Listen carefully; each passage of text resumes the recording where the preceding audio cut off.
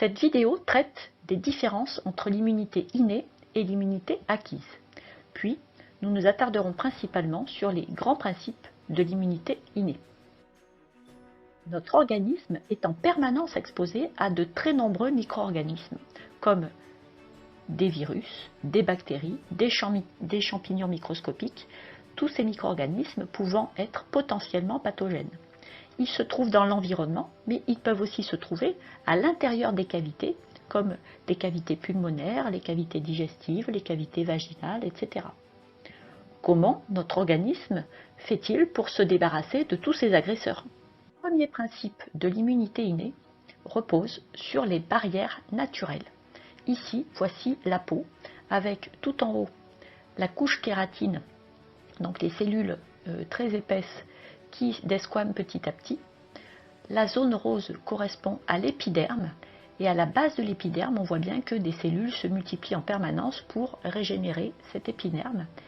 Et sous l'épiderme, la zone plus claire correspond au derme, qui est une région beaucoup plus vascularisée. Cette épaisse couche qui constitue la peau représente une barrière empêchant à la multitude de micro-organismes qui sont présents à la surface de la peau de pénétrer dans l'organisme.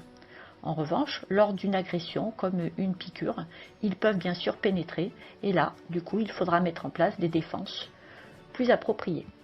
À l'intérieur des cavités de l'organisme, comme par exemple le tube digestif, les voies pulmonaires, les voies vaginales, eh bien, il existe aussi une barrière empêchant les micro-organismes de pénétrer dans l'organisme.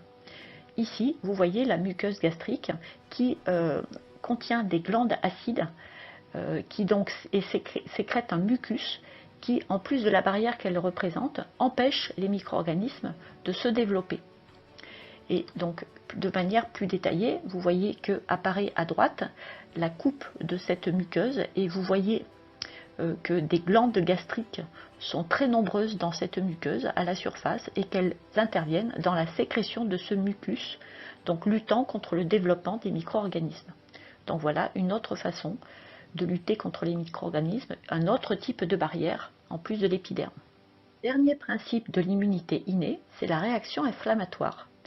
Une fois que les micro-organismes ont réussi à franchir la barrière de la peau ou des muqueuses, eh bien, une réaction rapide se met en place pour tenter d'éliminer au plus vite le corps étranger. On va suivre ensemble les numéros de cette étape. Donc, première étape à droite, une lésion cutanée se produit, provoquant l'entrée de micro-organismes dans la peau. Donc, celui-ci commence à se développer, il y a contamination, infection. Les cellules à proximité de cette infection, comme les mastocytes, se mettent à sécréter des substances comme l'histamine qui provoquera rapidement la dilatation des capillaires, donc ils se mettent à gonfler. Et donc le plasma a tendance à rentrer, à passer du sang vers les tissus. Donc les tissus se mettent à gonfler, il y a œdème. De plus, les substances provoquent aussi la fuite de certaines cellules parce que le vaisseau est lui aussi perméabilisé.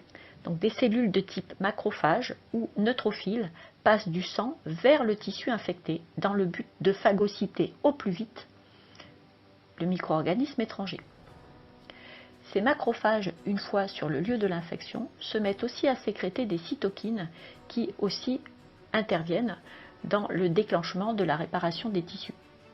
Donc il y a gonflement dû à cet excès de liquide dans les tissus, rougeur du fait qu'il y a afflux de sang vers les tissus, chaleur, là aussi, dû à cet effet d'afflux de sang dans les tissus, et enfin douleur. Vous voyez que tout en haut, les terminaisons nerveuses qui sont à proximité de cette zone sont du coup sensibilisées et du coup provoquent l'apparition de la douleur. Donc retenez bien, gonflement, chaleur, douleur, rougeur. N'oubliez pas, les 4 phénomènes qui se produisent, c'est rougeur, chaleur, gonflement, douleur. Essayez de bien les mémoriser.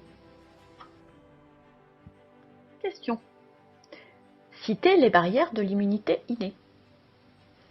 rappeler les acteurs de la réaction inflammatoire. Puis, exposer les étapes de la réaction inflammatoire.